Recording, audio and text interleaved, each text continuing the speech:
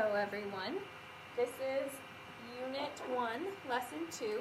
Our learning targets for this lesson are: I can write verbal expressions, equations, and inequalities for algebraic expressions, equations, and inequalities. And also, I can write algebraic expressions, equations, and inequalities for verbal expressions and equations. And what is a variable? A variable is a symbol, usually a letter, that represents unspecified numbers, or it represents an unknown.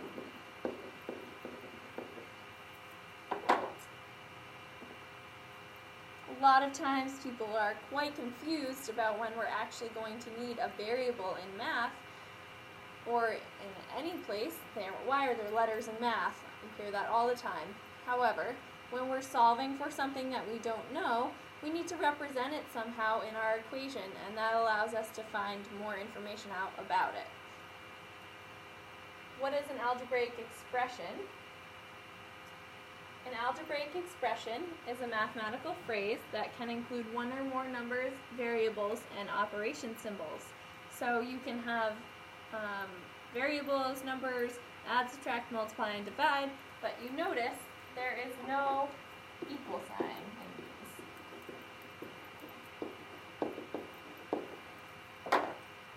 When I say equal sign, I'm also including inequality signs as well. An expression is just a piece of an equation.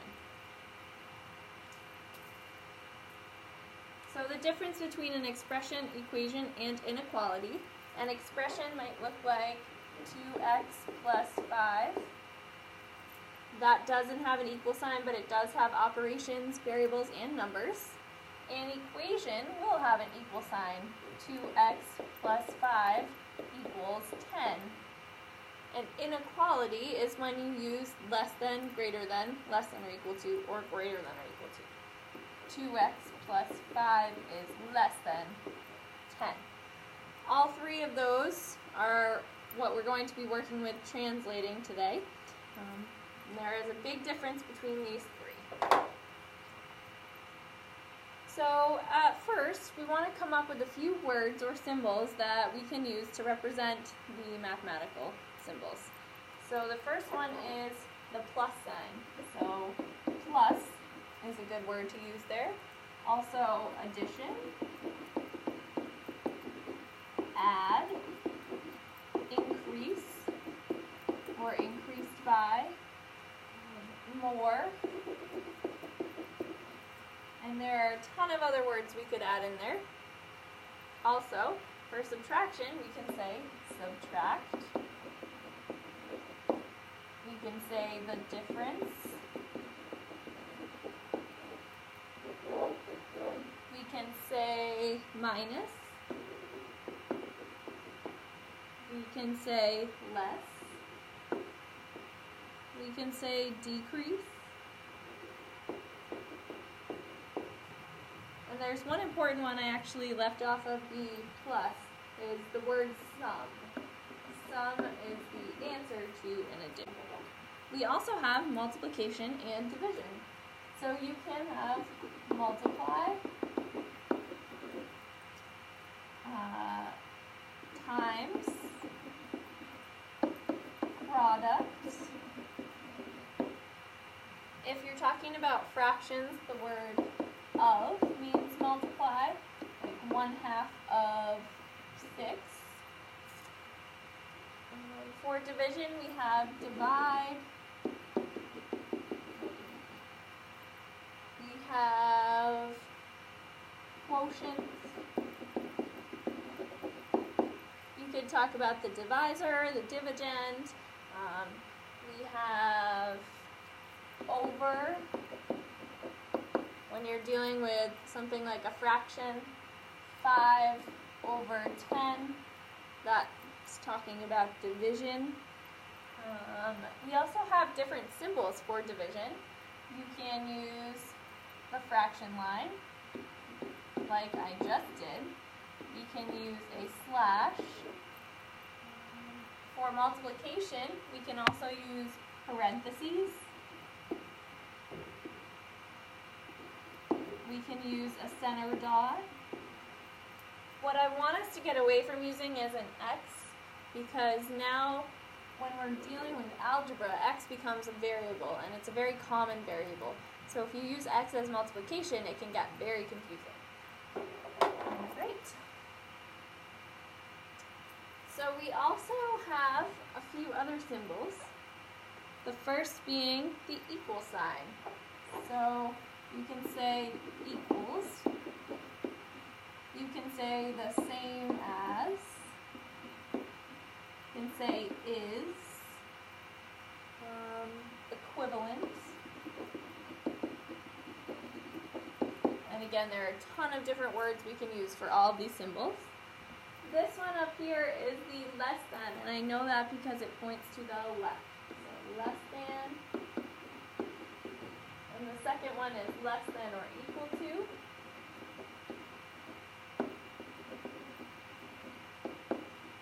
That's the less than. That's equal to with the line underneath it. When you're translating and you want to decide whether something is a subtraction or a less than sign, you'll see the word is in front of anything that's supposed to be translated into an actual less than sign. So if something is less than 5, that's when you go for the sign and not the subtraction. Down below we have the greater than, and we also have greater than or equal to.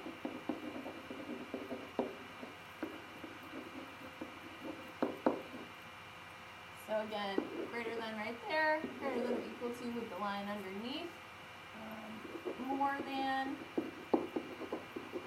or is more than. So again, there's many different words that we can use there. Finally, we have our parentheses. So this is what you use whenever you need to group something. And whenever we see the word sum, difference, product, or quotient, whenever you see any of those 4 words and you're translating back into an English sentence, you want to use parentheses with that, always. It's a group of whatever you're talking about. You group the sum, or the difference, or the product, or the quotient. The next thing I want to talk about is translating powers. This is the very general term, x to the nth power. So there's no numbers in there, they're both 2 different variables. X is what we call the base, and n is our exponent in this situation.